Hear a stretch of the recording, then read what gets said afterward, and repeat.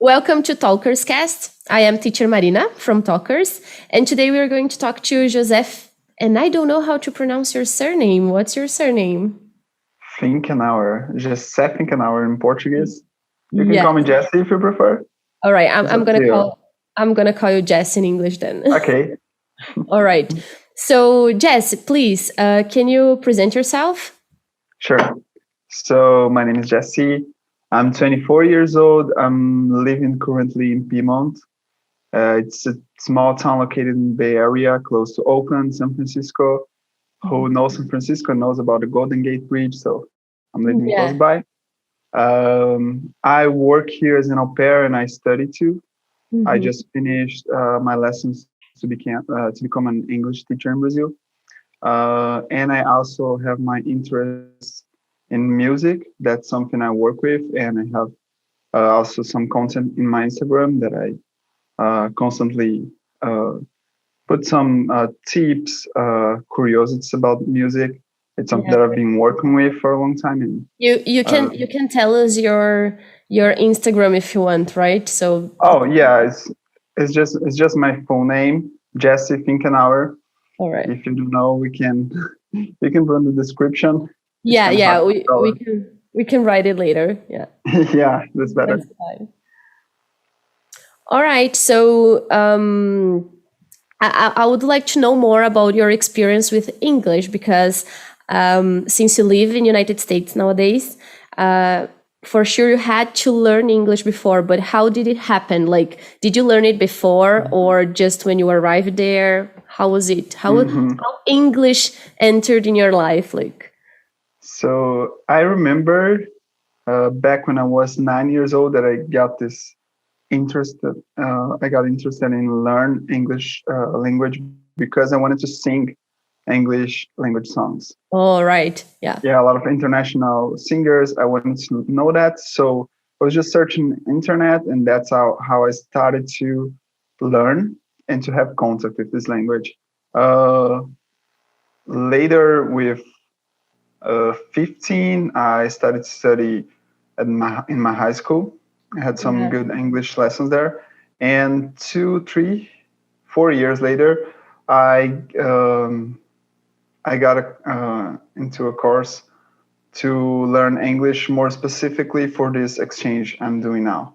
Yes. So I did 1.5, 2 years of English classes in Tres Coroas. That's my my town where I was going to where I live. Yeah, I live there. Yeah, and I study at Babel Idiomas. It's a really good school. I had good teachers there. Good friends. Some of my friends also came here to USA as an au pair. Some of them are just wanted to learn English to travel, but this was my aim, to learn English, to come here to USA, have this experience as an au pair. First, when I got here, my English was really basic. The first week was terrible. I think every day I had a headache because talk English is with a native is something really hard. Yeah, you know, the first time I traveled and I had to speak English, I was 17, and my brain stopped working for 1 or 2 weeks. Like I studied English like 5 years before traveling, but when I arrived, like I was. I don't know. There was something going on in my mind, and I totally stopped. I couldn't like. It was like I understood, but I didn't understood, and I couldn't speak. It was terrible. It's totally different. It's totally different when you come here. It looks easier to understand, especially when you talk with someone that is that has the same native language as us. Like I talk Portuguese, you talk Portuguese. So when we talk language, we talk. When we talk English, we talk in our own way. But when you talk to a native, when you are in a different country, exposed to English language all the time, that's the only language you can use. It's really different. Yeah, it is. So it's kind of it's interesting to have this experience before, like learning English. Because imagine if you didn't study before, like if you didn't have the experience before, it would be even worse, right? So Yes. learning and having this contact with language before traveling, before going to a new place, it's difficult to imagine without it. So yes, that's why I got these lessons, because I didn't want to come here with just the things I've learned on internet by myself, because that wouldn't be enough, I think. yeah, sure. All right. So you were, first of all, you were inspired by music, like songs. Yeah, first of all, I wanted to learn the songs, the lyrics. Yeah, and then because you were going to travel, right? Yeah. And I got these lessons. Yeah, that was really good. And then when you arrived there, did you continue studying English or yeah, right? You said Yes. So the exchange I'm doing, it gives me the opportunity to study English, to study something while I'm here. Yeah. And of course, this something, it can be, if you're interested in, for example, business, you can study business here, but always going to be in English. So you were exposed to that. I studied specifically grammar and writing. And for last month, I finished my lessons of a TEFL course that it means teach English as a foreign language. So it certifies me to teach English in another country that is not like native Yeah, English. like so if you come back to Brazil, you can work as a teacher, right? Exactly. Yeah. That's awesome. So, can you tell us about your au pair experience? Because, I think one of the last interviews I have done here at Talkercast was with Bruna and Bruno. They are teachers nowadays at Talkers, and they have traveled and they have worked in an au pair program. Bruna went to United States, and Bruno went to China, and he was an au pair in China. Yeah, and we were talking because I don't know a lot about the au pair program, but in my mind it was just for girls. And then when I talked to him, he said, "Yeah, in China, boys can work as au pair too." And then Bruna said, "Yeah, in United States you can see, but it's not very common, Yes. It's not very common, and I didn't know that boys could come to the au pair program until I found out that one of my friends was an au pair here. And then I talked to my teacher, Além, back in Brazil, and she said to me, that's going to be a really great opportunity for you. You know how to take care of children. You've been working in camps. You've been taking care of Mikey, that was taking care of her son for a while. And she said, that's a great opportunity for you. And okay, so a boy can actually go to this exchange. Yeah, can. And but there are some agents that accept boys. The one I've been here for is cultural care. But I was one of the last boys to came here because they're not accepting boys since November 7th, November 6th, 7th. I don't remember exactly the date, but since last November, since November 19th, they're not accepting boys anymore. I was one of the last ones. And I have another friend that is a boy from my city that came almost the same time as me. He came some months earlier. Yeah. And yeah. So you don't see a lot of boys here, but I've been making many bro pairs, as we call here. Yeah, that's very interesting because it's not something that we see a lot and that we know a lot, So it's very interesting because like it's sometimes you think, okay, this opportunity is only for girls, So and it's really like, I hope, actually you said the agency you went there with, they closed for boys, but maybe they are going to open again because they already had this experience and Yeah. probably there are more agencies that do it. Yes. I don't know how it's going to be for now because with all the COVID, the experience has been really hard for especially Brazilians to come here. Yes. But we have not seen many au pairs. I was one of the au pairs that came here right in the middle of the pandemic in May 20. Yeah. I was coming in March. Yeah, go ahead. How was it like going back to United States? Because many people I know came like to Brazil to visit family, and then they couldn't go back, because they had to stay here.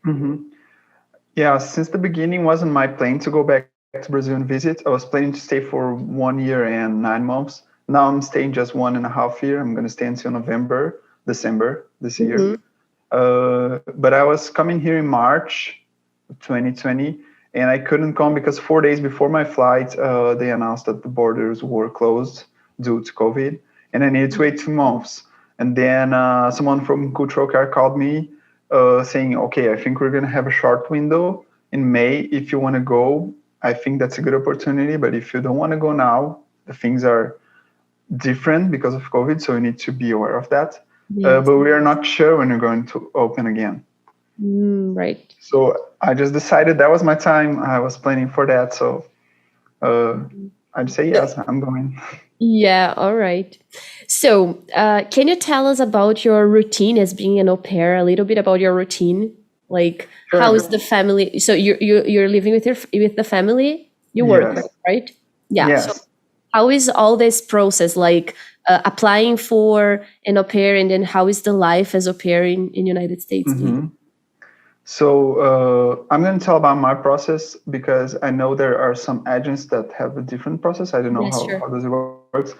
But what I did is I applied for the program, and I had first an interview to test my English level.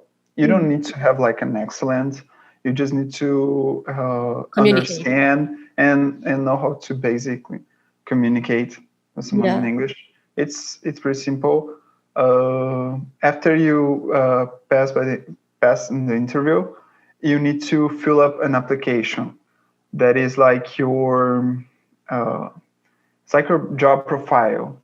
Right. You talk about your skills, about your hobbies, about your family in Brazil, about almost everything about you. And you have to what I needed to do is I need to send them some reports from friends and from people that were not like a boss, but people that were aware of my childcare skills. For example, I work in a childcare institution back in Brazil, and I needed to the director of that institution to make a report about me, saying that I work that many hours with that age. Yeah. So that's what I need to do. And after that, you want like to prove that you had like work. Yes, I think this is the more hard part to do, because you need to write a lot, and you have like 4 days to complete that, and it's something really big. Yeah, and you're like, should I write this or not? And you need to write in English, so you don't know so much what to do. Yeah, maybe you feel a bit insecure, right? Yeah, you can feel that.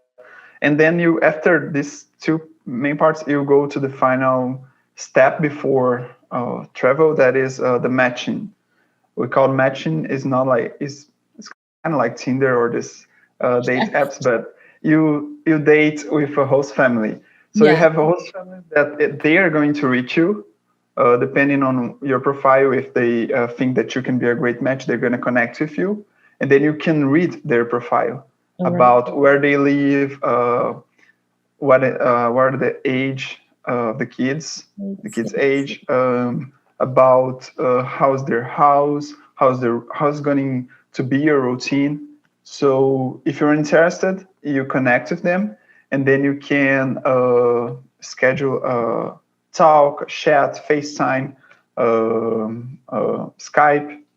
So after this, you guys need to come to this agreement. Like, I want to match with this family, and the family goes in their profile, and they ask to match with you. Yeah, I think that's the family I want to go. I think that this must be like interesting and enjoyable, because like you can, for example, if you don't like the first family you match, then you can like read about other, like you doing this, you get to know like culture and people, like not knowing them. Yeah, I think the main problem in this part is that most of our pairs, I was one of them, got really a little bit rushed to match with a family because we're like anxious about that. We are really excited, and sometimes you don't think about the details because you need to really think about it because you're going to live with that family. Yes. You're not going just to work for them, but you're going to live in the same house. So you need to be prepared for that.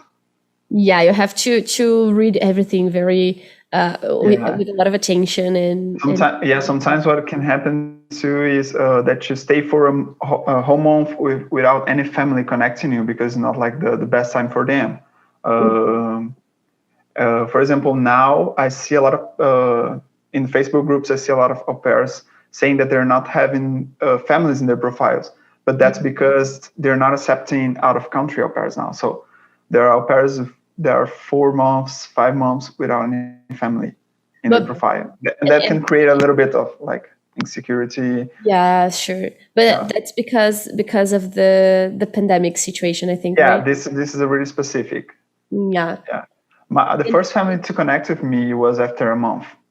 Oh, right. So you had like, it's not the time you want. You have to wait until everything is settled and until family reads you. And you accept that because there is also your opinion that counts, right? Yes. And why? I didn't ask that before, but why did you want to go to United States, not to another place? Oh, just because this specific exchange promoted by Cultural Care was specific for the United States. All right. I know that there are au pairs going to Europe. I know some of my friends went to Europe as an au pair, but the one who was being offered to me was to USA, and I found the opportunity better than try to find other agents to go to Europe. Just more because of that, and also because USA is a really huge country. And if I'm going to travel here for a week, I couldn't see like everything that I'm seeing. I couldn't go to every place I'm going in 1.5 years. Yeah, right. All right. So how's your family? How's your house? How's your life there? It's good. I'm not gonna lift up here to stand up here to show my room, but I'm in my room now. My host family is not home now. They are in LA. They've been this week out. They're a really good family. Me and the kids, we are really connected now. I'm leaving to another family next month. So I'm just enjoying these last moments with them. In the beginning, it was a little bit hard because I had some problems with some of my insecurities. So I wasn't that guy who speak up too much. But once I talked to them about these issues, because you have some issues about culture, about sometimes the way you see things and the way they see things, especially when you talk to your host parents about how they like you to take care of their kids. Yes. You need to think about that because they've been growing up these kids for a long time. They are their parents. And even if you know a lot about it, even if you have taken care of many kids, there's still a family and they have their own way to live. So it's more like I need to adapt to the situation. But they were being really, I forgot the word, really open to discuss these issues. Right. And when I could talk to them in a really good way, we improved some things, and it's been really great so far. Even with all the, I had some low expectations after COVID started, but even with COVID, it's been a really great experience here. About work, about personal growth, about traveling too. It's been really great. All right. So is this your first match? Like, was this family your first match? Oh, yes. Or you didn't have a different experience yet? Like you're going to have like in 2 days? Yes. I didn't talk this word because this word sometimes can scare some au pairs, scare some people. That's the rematch. Is when you when you don't fit with that family, when you talk to them in Skype, it's really different. You're not living with them. So sometimes you can come here and you can notice that it's not the right family for you, and you can go into rematch. There's a process when you search up for another family, and then you can switch family. basically. I've been with this family since I'm here since May, and now I'm just changing because I'm gonna finish my year, and I had the option to extend with them or to extend with another family. So what I did is I choose to. Oh, there's a cat here. All right, no problem. We like cats. Yeah. So I choose to match with another family, and then I've been in this matching process again. This time was a little bit different because as we don't have a lot of out of country au pairs coming here, I had 22 or 23 families going in my profile. The first match I had just 3, and between those 3 I chose the family I'm now. And this was cool because after you do the first match once, you know how to what you need to talk in the interview, what you need to ask, what you need to to make the best choice that you can. So I can imagine like you there reading those profiles and yeah, so it gets a point that you get bored of that because you're like reading so many profiles, you're asking the same questions, you're receiving the same questions again. But between those 22 families, I just connected with 9, and I think I just talked more than once with 4 of them. All right. Yeah, I was really picky. Are you going to stay in the same city or? No, that's one of the reasons I'm moving, because now I'm living in the West Coast and I'm going to move to the East Coast. I'm going to New Jersey.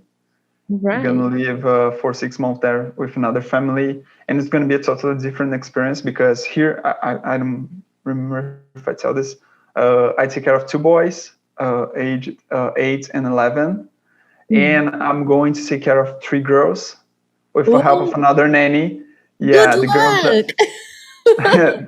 2 of the girls are going to turn 1 year in May, and another one is 2.5. Wow. The other girl is 2.5. That's a very different experience. Yeah.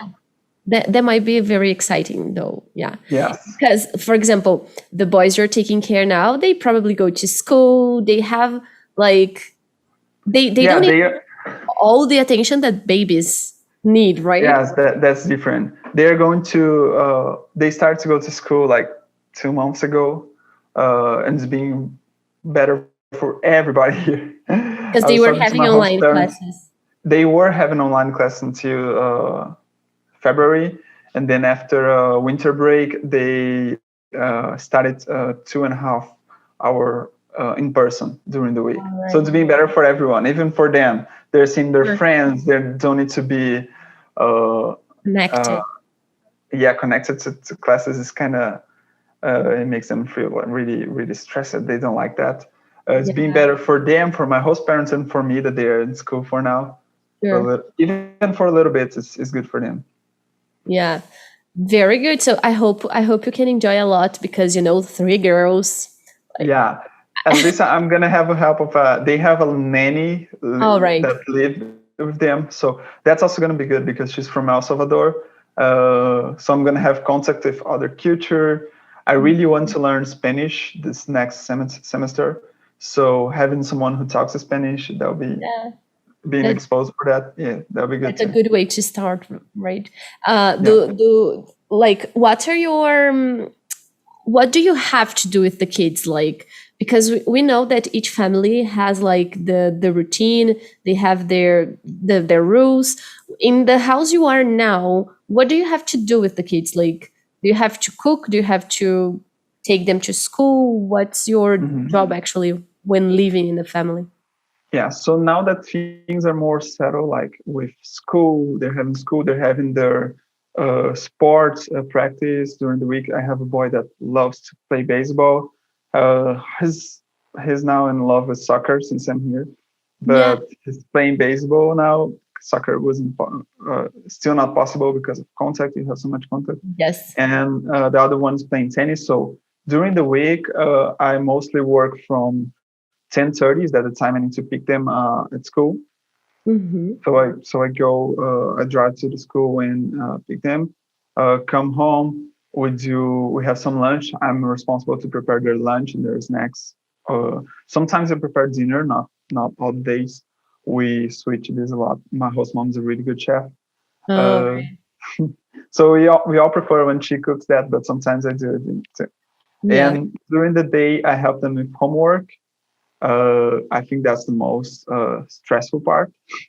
Oh, really? Why? Because sometimes they don't want to do, sometimes they want to delay that. But we always have a way to do the things, and it's good because you learn a lot how to be patient, how Yeah. to choose the best option to help them too. So after lunch, we usually do our homework. They Right. also have like extra classes. They have music, art classes, and physical education in a different time than regular school. So they have this at afternoon online, still having All online right, those. they're having that. Yeah, it's like 30 minutes, 40 minutes class. After that, we usually go to the park to play sports, to play soccer. We create a lot of games. Like I had a really good experience with camps, with summer camps Yeah. especially. So I have a lot of ideas with them, and they love to play these games.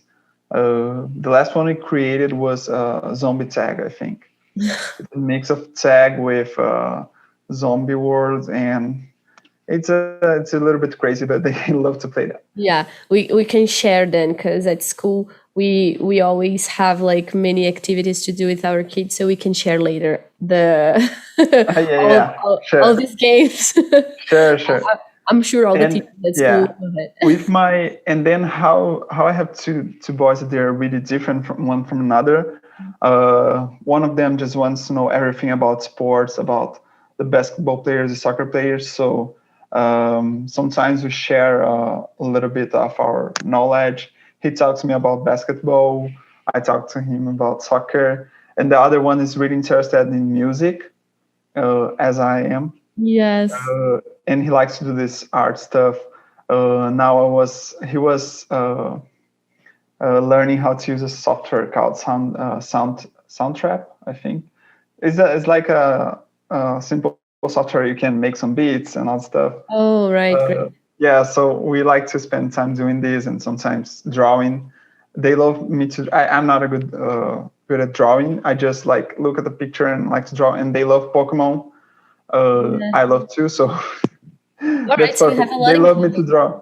Yeah, they love me to draw Pokemons for them, and they color that. All Yeah, right, that's very nice experience. I think I would have done that because I love kids, but as you, I don't know, like when I was a teenager, I didn't think of like taking care of kids, so I just wanted to travel. So I never thought of this thing of going out and taking care of kids. I just wanted to travel, so I yeah, didn't. that's a thing you need to be aware if you want to be an au pair. Of course, it's a travel program too, it's an exchange, but you're also going to have this part. So it's a balance. I think it needs Yeah, to you be have. really balanced. The family needs to understand your desire to travel to know the USA, but you need to understand that they are needing someone to help too. Sure. So So the because balance. it's different. Like some people sometimes can think like that. Okay, so he's there. He's visiting USA, but no, you must like kids, and you must know that you have a job there, and you have to do things like not just I'm gonna travel. Yeah, not just it's not just fun. Sometimes Yeah. you don't want to see the kids. You just don't want to. You just please don't show your face, Go and out. that's normal. Like you just need some days you're not going to be feeling good. You're going to be homesick Yeah. sometimes. But I always recommend like before you come here, you have a good um, network in Brazil, especially for me because I'm planning to come back to Brazil. Yes. So I have my girlfriend there, I have my friends, my family, and we talk during the week. And that's something good because it keeps you connected with the ones you love the most, with your uh, inner circle of friends, Yes. and makes you feel comfortable, like they are there for you. Yeah. Uh, Sure. yeah, but if you want to come here and maybe try to apply for community college or something, you're also welcome. Yeah. Just need Sure. to see what suits suits better for is. you. Yeah. And you need to be prepared for that. I recommend always for the ones who have really great connections in Brazil to keep them, but also be open for the connections you're going to make here. Yeah. I needed my family and my girlfriend the most because with the pandemic, I couldn't make so many friends here during the first months, during the first year, basically. Just like I think since I came in May, so just October, I could go to hang out with some friends in a Halloween party. Yeah. We all made COVID tests. We just keep up to 12 people in the house. So that was the first time after 5 months. Yes, it took a long time. Yeah, that's just the only difference during this year. But even if you were having experience, and I hope with no COVID, you need to be aware that sometimes you're not going to be feeling okay. So if you have support of your host family here or support of someone loved in Brazil or whatever country you are, you keep them to support you through this. That's great. It's not that easy. Yeah, I can imagine. Actually, I know, because I lived like almost a year when I was younger. And it was really difficult for me because everybody was older than me. I was 17, but the people I could talk, the school I studied, they were all older than me. So I couldn't go out because I was underage. So I couldn't go to pubs, and then like the friends I made, they were very good for me, but I still had like my family here that, because like late at night I would call them because my friends, they were all at the parties, and I couldn't go. So it's that's a very interesting point. Yeah, that's a thing. Yeah, we need to remember that the age here is 21 actually. The majority. Yeah. And you become an adult is with 21. Even if you can drive with 16, with 21 you can go drink, to parties. go to parties. Yes, it's more restricted. Yeah, the age is 21. Jessé, please tell me a little bit about like the trips, like the fun part of living abroad, not the job. I know you are in a pandemic situation there, but I know that things there. Well, now here in Brazil, the things are really restricted. You cannot do a lot of things, but I know that probably in USA is not so restricted as it is here now. So tell us a little bit about the places you visited, the places you like the most going, and these things. Yeah, so I hope you can see that, but I'm still a little bit tired because this week I had my vacations and I was in Maui. It's an island from the state of Hawaii. So I just came yesterday night. I came back, and I think this has been the most beautiful place I visit here. Maybe not the most beautiful, but the most interesting for me. I'm gonna come back for sure there one day. But yes, you said with COVID, the things were really restricted here first. So in the last year, I don't remember if I traveled with friends. I traveled to LA in November, in my birthday, because I wanted to know the city, the spots, the Hollywood sign, Beverly Hills.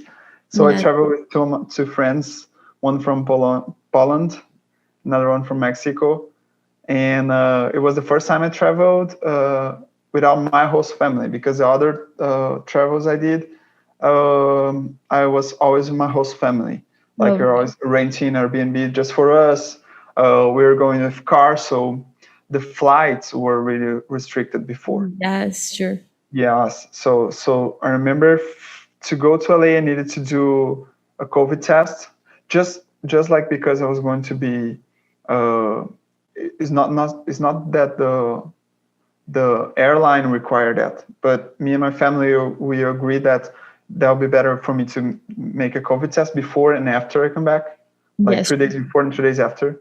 I didn't need to do this because of the airline, because LA is in California, so I was not going out of the state. But if I'm not wrong, I think probably to go out of California to another state, I need to do this and show a proof. as I did in my 2 travels this year. So in February, I went to Alaska.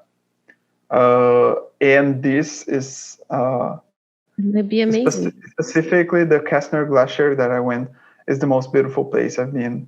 I was so impressed with everything. We call the Northern Lights here, the Aurora, as we say. Brazil. Yeah, that was really amazing. I think one of the best experience. Freezing cold. Yeah, sure. I went during the winter, so I think we got 35 negative Celsius. Oh, yeah. That must be the bad part, but you were like, it must be like worth it. I was so impressed and excited with everything that you didn't care. The second day I just gave up of my hands and feet because I couldn't keep them warm. I'm cold like with 0. So to go to Alaska, and now for this last trip to Maui, I needed to make a COVID test and fill up a form in the respective state's websites to prove that I was negative. To prove my stay, I needed to show like where I'm going to stay and from what day, what was my arrival date and my departure date. Yes. So you need to be everything really. Yeah, you have to fill out the bureaucracy they ask. Yes, they asked for it. And but for this last one in Hawaii, it was a little bit easier also because I had my second shot of the Pfizer vaccine here. Because most of our pairs here in California, they can get the vaccine now because we are classified as childcare. Yeah, so I didn't know that, and my host mom comes to me, "Oh, do you know that you can apply for the vaccine now?" Okay, so you know. Yeah, even if that, I'm just still a little bit sad because I was talking to my family back in Brazil last month after I took my second shot, and like most of my relatives that are older, like over 60, they're not having the vaccine yet. Yeah. That's like, how is it possible? I have the vaccine and they don't. Yeah, and that's very bad because that's why we are at home. That's why we're like teaching from home, like kids and everybody is at home here because we I was like, it shouldn't be like that. Really hope that everything can. I hope that everything gets better in Brazil and that everyone can get the vaccine as soon as possible because it's really. It just makes me feel a little bit relieved, even if I still need to take care because I still can transmit the virus. I'm not gonna have the sickness. I'm probably not gonna have any symptoms, but I can carry the virus. And that's the worst because then you don't know and you can. I don't know. Yeah. So I think you need to be double careful. Sure, for sure. All right. Well, can you give us the final advice, a piece of advice for everyone who wants to travel to USA or who wants to become an au pair there? I think for both of them, especially for those who wants to be an au pair, if you can be exposed to English language as much as possible with movies, with music, especially with people that talks English, that'll be really good for you because you're going to get used to that. The first days, the first weeks here are not easy for Portuguese speaker. And I also recommend you to take some lessons because it's going to be really worth it for you. You're going to have like a sense of how to communicate, how to start your journey here. I think it's pretty much this. And of course, you need to be bold.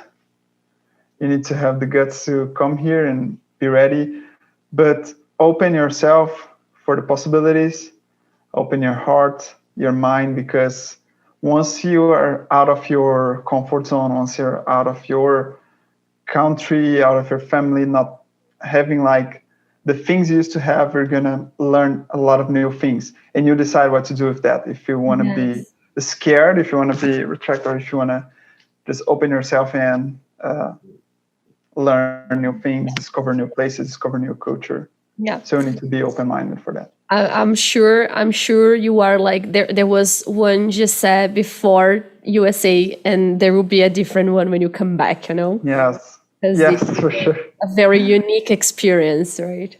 Yes, this can transform you, can change a lot, especially for personal growth. It's not just like about how much English you're going to learn, how much places are going to meet, but how much you are going to grow. It's a life change, right? Yeah. Right. And don't be scared. I'm completing 1 year here, and I don't talk English perfect. So you don't need to be scared to come here, even if you know the basics. You're going to learn how to communicate, and that's the best important thing. I think English is more useful when we think about English as a tool for our communication, not like as our aim goal. I need to know English perfect. No, I need to use English to communicate. It's like Portuguese. We don't speak Portuguese like the way it should be, as we learn in grammar and we learn in our Portuguese lessons at school. But we communicate and we can understand everybody. So that's the point, right? Communicate and learn. Like, I think the best part, it's okay learning English, but learning new cultures, learning about everything is not only English, right? It's the whole thing. Yes, and once you get out this pressure of being perfect, of talking in perfect English, you're more loose, you're more open for the things you can learn in English. Things happen automatically then. Yeah. So thank you so much for sharing the whole your whole experience and everything you have told us. So I'm sure that everybody who's going to listen to this is going to know more about it. So I'm gonna remember, it's @Jessé_Finkenauer, right? Your Instagram. Yeah. So people can follow you, and I hope you have like a really great time there in your new family, and that you can meet a lot of new places and you can learn more and more and more. So thank you so much for everything. It was a pleasure. Thank you. It was a pleasure for me to participate on that. That's the first time I'm doing it, and I was really excited about. Yeah. I really enjoyed that. Maybe when you come back, we can like make different things. We can make YouTube videos and all of these like materials for the school. So don't forget about us. Like when you come back. For sure, I won't. Talk to us, right? Okay. All right. So thank you so much.